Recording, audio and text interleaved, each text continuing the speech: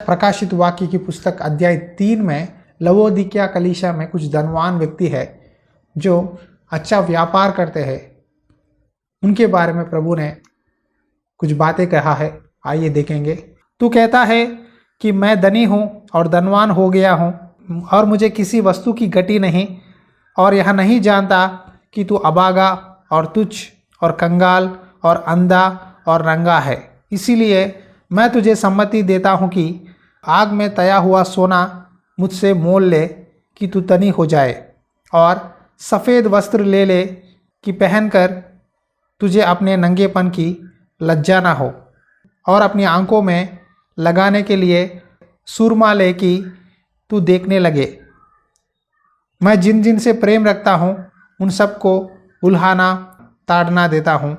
इसीलिए सरगर्म हो और मन फिरा। तू कहता है मैं धनी हूँ, मैंने सब कुछ कमा लिया है, बहुत एंजॉय किया है, अच्छी तरह से खाया है।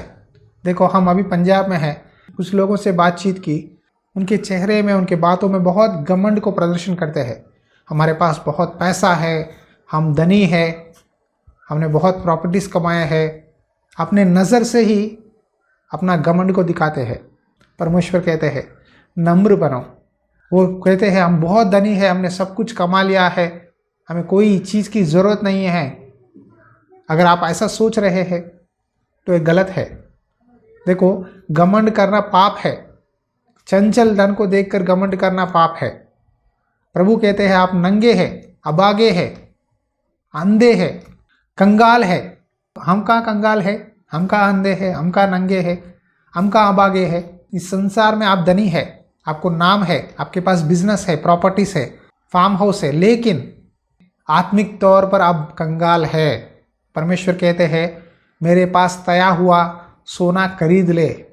सोना का मतलब क्या है पता है?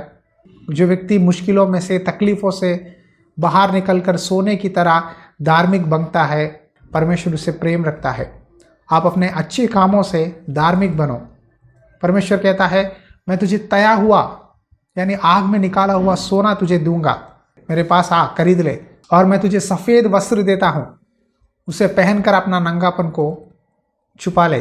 सफ़ेद वस्त्र का मतलब क्या है पता है? नीति, उद्धार। मैं उद्धार देता हूँ तुझे, नीति देता हूँ, मेरी धार्मिकता को पहन, मैं तुझे धार्मिकता देता हूँ। तू तो संसार में अपने आप को समझता है मैं अमीर हूँ, धनी हूँ, मुझे कोई कमी नहीं है, लेकिन तू कंगाल है, तू नंगा दिखाई दे रहा है मेरे नज़र में, तू पाप कर रहा है। आज कितने लोग संसार में बिजनेस करने वाले पैसे गवर्नमेंट को दिखाए बिना छुपा कर ब्लैक मनी करते हुए धोखा दे रहे हैं। कितने लोग घूस ले रहे हैं बिजनेसेस में। कितने लोग अपने एम्प्लॉयज़ को तनख्वाह कम करके देकर उनको बहुत काम करवाते हैं, तनख्वाह सीधा नहीं देते, बहुत गाली देते हैं, डांटते हैं। अपनी धन दौलत के कारण दूसरों से बुरा बर्ताव करते हैं। अपने आंखों के लिए सुरमा में देता हूँ, उसे लगा लो। यानी मेरा सुसमाचार, मेरा संदेश पढ़ो, समझो। आज कई लोग अंधे हैं।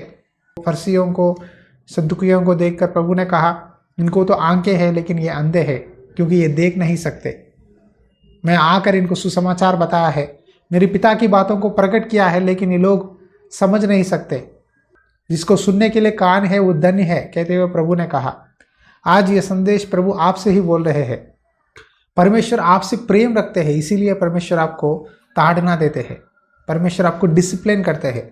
घर में आपका बच्चा बात नहीं सुनता, शरारत है, ज़िद्दी है, क्या आप उसको डांटते नहीं, एक दो मार नहीं लगाते, उसको शिक्षा देते हैं? इसी तरह परमेश्वर भी अपने वचन के द्वारा हमें चेतावनी देता है, मेरी आज्ञा को मान, तू पैसा पर मन मत लगा। नबूकदनेस्सर राजा ने बहुत कमा लिया पैसा, धन दौलत, फेम, सारे संसार में परमेश्वर ने उसको पूरे राज्यों का अधिकार दिया। उसने अपने आप में मन में सोचा मैं बहुत अमीर हूँ, मैंने सब कुछ कमा लिया है, मैं कितना महान हूँ, मेरे जैसा राजा कोई नहीं है सृष्टि में। जीव जंतु, मनुष्य, सब राज्य मेरे नीचे है। अपने मन में घमंड करने लगा। परमेश्वर ने एक बार उसको उसके स्थान में से निकाल कर उसे जंगल में भेज दिया, जानवर की तरह घास को खाने लगा और फिर अपने मन में एहसास करने लगा ये सब परमेश्वर ने दिया है, परमेश्वर की अनुग्रह से मैं स्थान में था, अब मेरे घमंड के कारण परमेश्वर ने मुझे वहाँ से भेज दिया। कहते हुए उसने अपनी गलती को एहसास किया, क्षमा मांगी, परमेश्वर ने उसे अपने स्थान में रखा। देखो, जितना भी आप अमीर हो, अगर आप यीशु मसीह पर विश्वास नहीं करते, आपने उद्धार नहीं पाया है, आप धार्मिक नहीं हैं, परमेश्वर की बात नहीं मानते, तो आपका पैसा व्यर्थ है। क्योंकि परमेश्वर को जो विश्वास करता है, परमेश्वर पर भरोसा रखता है, वो अपनी पैसा परमेश्वर के लिए इस्तेमाल करता है।